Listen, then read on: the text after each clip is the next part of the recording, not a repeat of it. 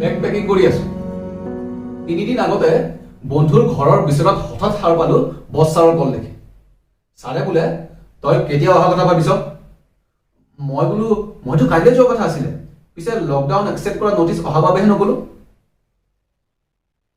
Phone কলটো শেষ কৰিলৈ বুজি উঠিলো যাবই লাগিব, আৰু মিছা মাতি লাভ নাই। ছাৰো ঔষধ এটাও লৈ যাব লাগিব। যি নহওক ঘৰ পালো, যাব লাগিব বুলি ঠিক কৰিলো। পিছে দিনটো পাৰ হয় মানে ছাৰৰ কথাবোৰ অলপ পাতল হ'বলৈ ধৰিলে। এনেকুৱা লাগিলে যে তৎকালীন গৈ পোৱাটো জৰুৰী নহয়। ঠিক কৰিলো 2 দিনমান পাছত যাম।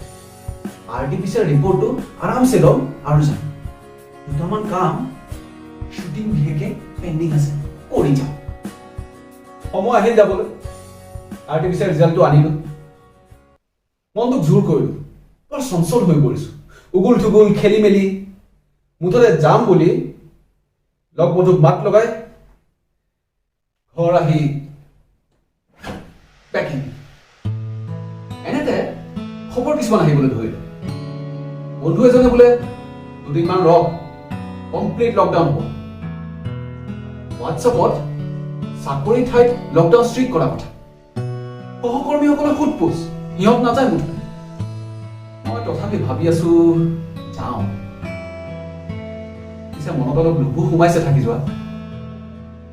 মাক সুধিম। মায়ে ভাবি আছে ঘৰত থাকি অশান্তি পাম, তাতকৈ তাতেই ভাল। দেউতাই আকৌ ভাবিছে অফিচ জইন নকৰিলে যদি কিবা অসুবিধা হয়। উপায় নাপায় বছ ছাৰকে কল লগালো।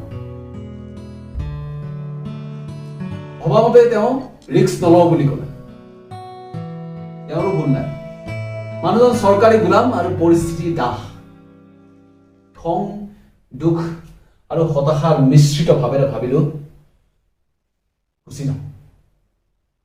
কিন্তু তেতিয়াই চৰকাৰী অৰ্ডাৰ আহিলে যে বন্ধ হ'ব।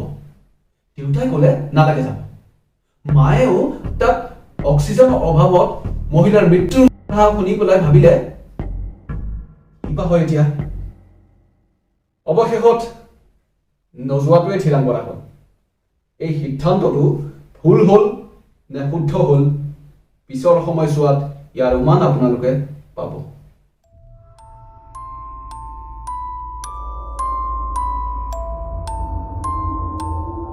অসমত যে লকডাউন এনেকৈ ষ্ট্ৰিক্ট হ'ব ভবাই নাছিলো। প্ৰথমে নাইট কাৰফিউ আৰু তাৰ পাছতে দিনতে দোকান বন্ধ। ওচৰে পাছৰে পজিটিভ কেছ শুনিবলৈ ধৰিলো। এই যে ঘৰত থকা সিদ্ধান্তটো ললো, এইটোৱে মোক দায়বদ্ধ কৰি দিলে ঘৰৰ নিয়ম কানুন মানি চলিবলৈ। এটা সম্পূৰ্ণ দিন ঘৰত সোমাই থকাৰ পিছদিনাখন যেতিয়া ওলাই যাব ললো, দাদাৰ হাল্লা, কিয় যায়? দোকানলৈ ফুৰিবলৈ, বাইক লৈ যাব লাগে। অশান্তি হোৱাতকৈ সোমাই থাকিলো। ঠিক কৰিলো বেলেগত থাকিম। মনলৈ আহিলে চাকৰি চহৰলৈ গুচি যোৱা হলে ভাল হলে নেকি। ষ্টেটাছ দিলো। তাকে দেখি ৰিপ্লাই থকা ঠাইত ঢেৰ ওলাল। কৈলাশ দা তাৰে এজন। ভাবিলো তেওঁৰ ঠাইতে থাকো। কিন্তু মাৰ সেইটোতো আপত্তি। হয়, বেলেগত থাকি যদি বেমাৰ লাগে। তাতোকৈ বেছি আচলতে চিন্তা যে খঙত এৰি যাব লৈছো। মাৰ পৃথিৱীখন সৰু, আৰু এই সৰু পৃথিৱীখনক যতনাই ৰখাৰ চেষ্টাতে মাৰ সুখ দুখ। অলপ সৰু খেলি মেলিও যেন ধুমুহাৰ নিচিনা। ঠিক অতিজিৰ খেলনা বস্তুবোৰৰ দৰে।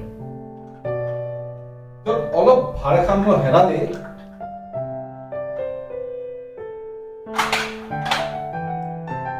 সকলো ভাগিব। বুজিলো, এতিয়া ইমানেই জীৱন। সম্পূৰ্ণ খং দাদাৰ ওপৰত টাৰ্গেট কৰি ঠিক কৰিলো ঘৰৰ পৰা একেবাৰে নোলাওঁ। কৈলাশ দাৰ সৈতে ফোনত কথা হৈছিলে থকা ঠাইলৈ। কিন্তু যিহেতু তাতে থকা নহ'ব বুলি ঠিক কৰিলোৱে, গতিকে তেওঁৰ বায়েকৰ খবৰটোকে ললো। তেওঁৰ প্ৰতি কৃতজ্ঞ আছিলো।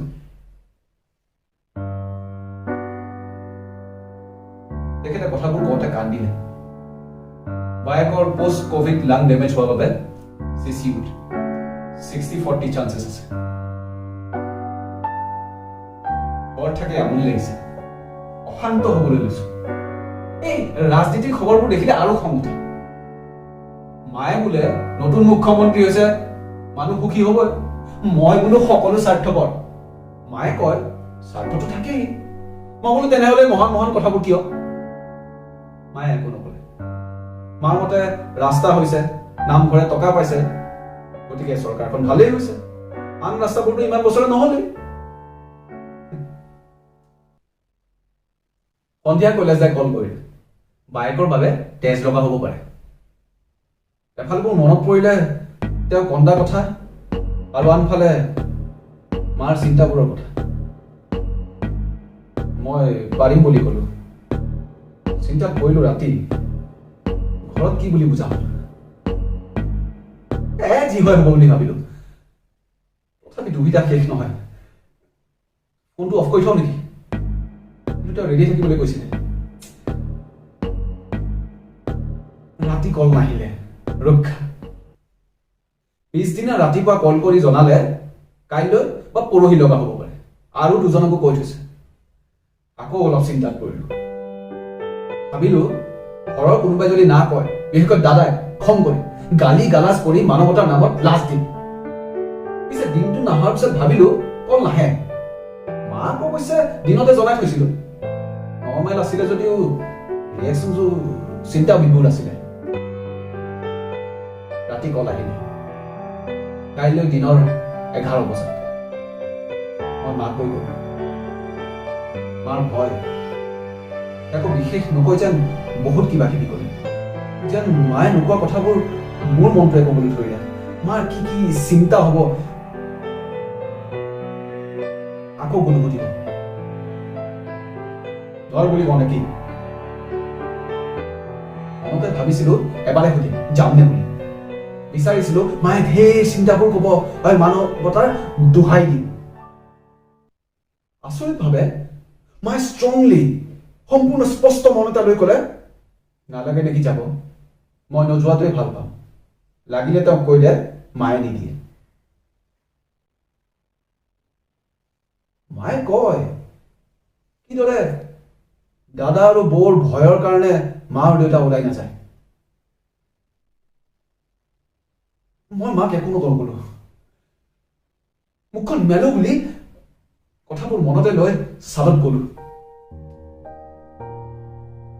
চিন্তা কৰিলো, অসহায়, লাজ, ঘৃণা, স্বাৰ্থপৰতাৰ ওপৰত তলত নামি আহি ভাবিলো কৈলাশ দাক জনাই দিয়াটো ভাল। কল কৰিলো। আচলতে অনুভৱ কৰাব বিচাৰিছিলো মোৰ দুখী ভাৱটো। তেওঁ বুজি পালে কওঁতে খং আৰু হতাশা লুকুৱাই ফোনটো ভালকৈ থলে। মই কান্দিলো। খং এবাৰ মাৰ ওপৰত। ৰাতি টোপনি নহা হ'ল। বিশেষকৈ হোৱাটছএপত মেছেজ কিছুমান দেখাৰ পাছত।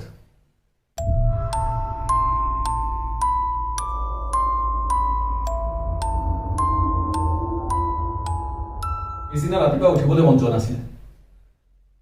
মনত কেৱল আগৰাতিৰ চিন্তাবোৰ। ভাব হ'ল চাকৰি চহৰলৈ গুচি যোৱা হলে হয়তো এনেকুৱা কথাই নাহিলে হয়। পিছে সেই সিদ্ধান্তটোৰ উপযোগিতাৰ কথা তুলনা কৰিবলৈ মন নাছিলে। অকলে থকাৰ মোৰ ওপৰত কি প্ৰভাৱ পৰিছে সেই কথাটো মই কিছুদিনৰ পৰা অনুভৱ কৰিব পাৰিছো। এক্সাৰচাইজ কৰোঁ বুলি নোৱাৰিলো। মাটিতে বহি আছিল। মনৰ কোনোবাখিনি ইচ্ছা গৈছিল মায়ে আহি মোক দেখক চিন্তা। কিন্তু মায়ে হয়তো মোৰ অৱস্থাৰ অনুমান পায়ো গ্ৰেটাৰ গুডৰ কথা ভাবি নিজকে টান বনাই ৰাখিছে। মনলৈ আহিলে গুচি যায়, টেষ্টটো দি আৰু ঘৰলৈ নাহো। ক'ৰবাত যাম মুঠতে। ভাব হ'ল তেজ নাপাই যদি মানুহজনীৰ মৃত্যু হয় মই দুখী নহম জানো? আৰু কৈলাশ দাৰ এটা ভৱিষ্যতে কাম, সেইটো বাৰু ইমান জৰুৰী নহয়। যি নহওক এনেকে আৰু নহ'ব। মই যাওঁ। চাইড অফ পাইছে। মই দৰ্জাখন খুলি মাক গৈ ক'লো মই যাওঁ, নাথাকো ইয়াত। মায়ে ভয়ত মোক ধৰিবলৈ আগুৱাই আহিলে। কি হৈছে বাবা, কিয় এনেকুৱা ফোন কৰিছা, ক'ত যোৱা? মই যাওঁ, গাঁৱলৈ যাব লাগে। তাতো বেমাৰ বাঢ়িছে, নালাগে যাব। লাগিলে বাইকখন লৈ পাক এটা মাৰি অহা মই ভিতৰৰ আবেগবোৰ ধৰি ৰাখিব নোৱাৰা হলো যেন ফুটি যোৱাৰ প্ৰাক মুহূৰ্ত তুমি যোৱা ইয়াৰ পৰা মই নাযাওঁ ঠাণ্ডা হোৱাচোন ইমান মই এক্সাৰচাইজ কৰি থকা নাছিলা নেকি গাটো ধুই লোৱা সকলো ভাল খং উঠিল শুনি চকীখন দলিয়াব ওলাইছিলো নকৰিলো মাৰ কোনো ভুল নাই মনত কৰিলো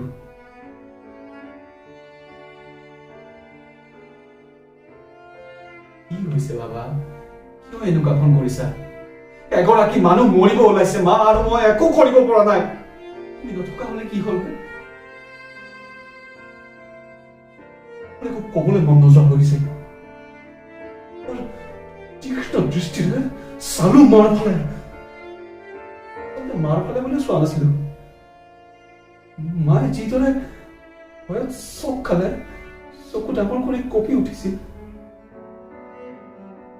তুমি যোৱা ইয়াৰ পৰা মই নাযাওঁ তোমাক চাই থাকিব বিচাৰো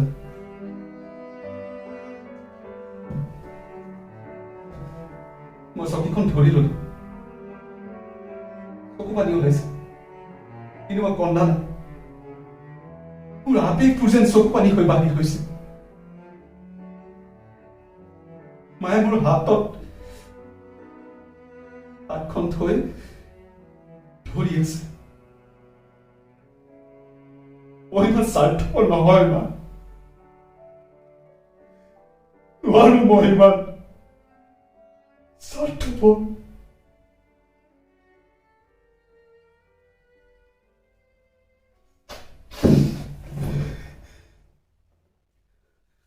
অলপ পাছত মাক লাহেকৈ ঠেলি ঠেলি ৰুমৰ বাহিৰ কৰিলো আৰু দৰ্জাখন মাৰি আকৌ মাটিত বহি পৰিলো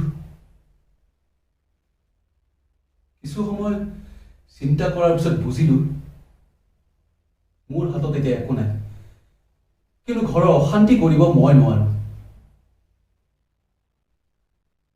কিছু সময় মোবাইল খুচৰাৰ পিছত ঠাণ্ডা হলো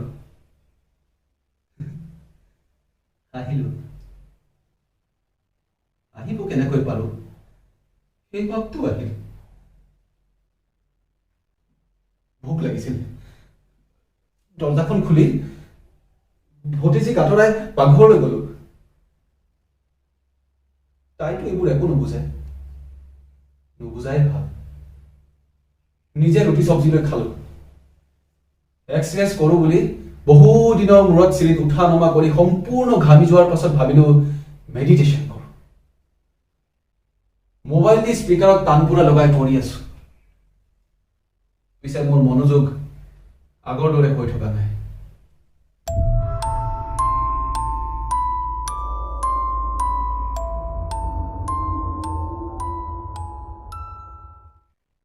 হঠাৎ ডাঙৰকৈ শব্দ এটা শুনি চকু মেলিলো দাদাৰ মাত এইটো ই খুন্দিয়াই থৈ গৈছে ধৰিব লাগিছিল আমাৰ কাৰো একো হোৱা নাইতো দেখিছো দাদাই কাৰোবাক কিবা কৈ আছে আঙুলিয়ে বাহিৰৰ ওলাই গৈ বেলকনিৰ পৰা চালো মা আৰু বৌ তাতে আছে ইছ ৰাম খুন্দিয়াই থৈ গৈছে এনেকুৱা ধৰণৰ কথা তলত দেখিছো মহিলা এগৰাকী ৰাস্তাত পৰি বহি আছে কাষতে বুলেট এখন বাগৰি আছে মোৰ মনত পৰিলে আমাৰ ভাড়াঘৰীয়া ল'ৰাজন নহয়তো নাই এনেকে চাই থাকিলে নহব মাস্কখন পিন্ধি তললৈ নামি গলো তলত নামি বুজিলো ল'ৰা এজন মাকৰ সৈতে আহি আছিলে বুলেটত পিছফালৰ পৰা সিহঁতক পালচাৰ এখনে খুন্দিয়াই নামঘৰৰ ৱালত খুন্দিয়াই পৰি আছে আৰু চালক ল'ৰাজন বেহুচ পালচাৰ ল'ৰাজনৰ কোনো কাষ চপা নাই মই সেইফালে আগুৱাই গলো 2 নম্বৰী ল'ৰাবোৰৰ এটা হয়তো এফালে হেলমেট পৰি আছে কাষতে তাৰ হাত ভৰি বেকা হৈ সি নিজে পৰি আছে দাদাই মাত লগালে নুচুবি নুচুম কিয় কি উঠি মোক কিবা কৰিব বুলি নে তাৰ কিবা বেমাৰ আছে আমাৰ কোনো চিনাকি নহয় বা দৰকাৰ নাই বুলি নে পুলিচ কেছ হ'ব পাৰে কাষৰে ঘৰৰ বৌ আৰু মাকে ৱালৰ ভিতৰৰ পৰাই চাই আছে মই ল'ৰাজনক কাষৰ পৰা ভালকৈ চালো। উশাহ লৈ আছে, জীয়াই আছে। পানী খুজিলে কোনোবাই, পানী আহিল কৰবাৰ পৰা। মোক পানী ঢালি দিবলৈ ক'লে কোনোবাই। মই চিন্তাতে লাহে লাহেকে মাৰিছো, আইটি আইটি বেছিকে মাৰা, ঢালি দিয়া। বহুত কথা চাৰিওফালৰ পৰা। এগৰাকী মানুহ আহিলে, মুছলমান হয়তো, গাঁৱৰে হয়। মোৰ হাতৰ পৰা মুখটো লৈ গোটেই পানী ঢালি দিলে। মই উঠি পালচাৰখন ষ্টাৰ্ট অফ কৰিলো। অলপ পিছত আৰু মানুহ আহিছে, চিনি পাইছে। এই পাগলৰ ভাই ভাই উঠা উঠা। উঠাওতে তাৰ মূৰটো ধপকৈ পৰিলে। আৰামছে এনেকুৱা লাগিলে এইটো এটা বেলেগ ফুড। চাৰিওফালে মানুহৰ ভিৰ। সকলোৱে কোনোবাই চাই আছে, কোনোবাই আলোচনা কৰিছে, কোনোবাই কৈ আছে, কোনোবাই শুনি আছে, কোনোবাই আকৌ দুখ দি আছে পালচাৰ ল'ৰাজনৰ ওপৰত। মোৰ মনত পৰিলে বুলেটত অহা মহান গৰাকীলৈ। সেইফালে আগুৱাই গলো। বুলেটৰ ল'ৰাজনক দেখি মাকৰ খবৰ লৈ বুলেটখন চিধা কৰিলো। ল'ৰাজনে আহি ক'লে, বাইকখন সেইফালে লৈ যাব নেকি? মই বোলো ইয়াত চিন্তা নাই, আপোনাৰ মাক চাওক। ইফালে দাদাহঁতে 108 কল কৰি আছে, কিন্তু 108 কল কৰি লাভ নাই, মই জানো। অলপ পাছত বুলেটৰ ল'ৰাজনে আহি পেলাই জেদ কৰিলে মই যাতে তেখেতৰ বাইকখন তেওঁৰ ঘৰলৈ লৈ যাওঁ আৰু তেওঁ মাকক ধৰি লৈ গৈ থাকিব। চলাব পৰা অৱস্থাত তেখেত নাই। মই বাইকৰ চিন্তা কৰিব নালাগে বুলি বুজাব চেষ্টা কৰি গম পালো লাভ নাই। বাইকখন ষ্টাৰ্ট দি তেখেতৰ ঘৰৰ ওচৰত নি পেলাই থলো। কোনেও আগুৱাই অহা নাই মাক পুতেকক ধৰি দিবলৈ। দুয়োৰে খোজ কৰা অৱস্থা নাই। কথা পাতি থকা মানুহৰ পৰা গম পালো তেখেতৰ দেউতাকৰ হয়তো কিছুদিন আগতে অপহৰণ হৈছে। মই মাকক কান্ধত ধৰি আগুৱাই লৈ আহিলো। দুয়ো মিলি গেট দৰ্জা খুলি ভিতৰ সোমালো। বাইকখন উঠলো। ল'ৰাজনৰ মাত্ৰ কথা হ'ল, কিবা এনেকৈ চলাই, মদ খাই নিচা, পাগল, জানি বুজি এনেকুৱাকে কৰিছে। বিভিন্ন ধৰণৰ কথা। হয়তো নিজৰ ওপৰত দুখ পৰে বুলি ভয়, যিহেতু পালচাৰ ল'ৰাজনক মৃতপ্ৰায় অৱস্থাত দেখিছে। মই সদ্যহতে মাৰ চিন্তাটো বেছিকৈ কৰক বুলি কৈ গুচি আহিলো। চিনাকি নহয় বাবে ৰৈ থাকিব মন নগল। উভতি আহোঁতে কাষৰে দাদা এজনে কৈ আছে, মাছ মাক ফুটেক আৰু সৈতে মাত বুলিয়ে নাই। মোক ইলেক্ট্ৰিকৰ কাম কৰিবলৈ মাতিলে ইমান কমপ্লেইন।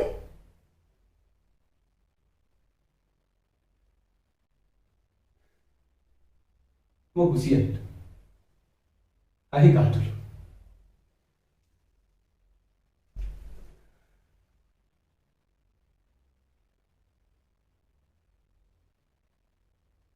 গোসাঁই ঘৰত সেৱা কৰোঁতে ভাৱ হ'ল, এইটো হয়তো জীৱনে মোক এটা সুবিধা দিলে এনেকুৱা এটা সময়ত মানৱতা অনুভৱ কৰিবলৈ।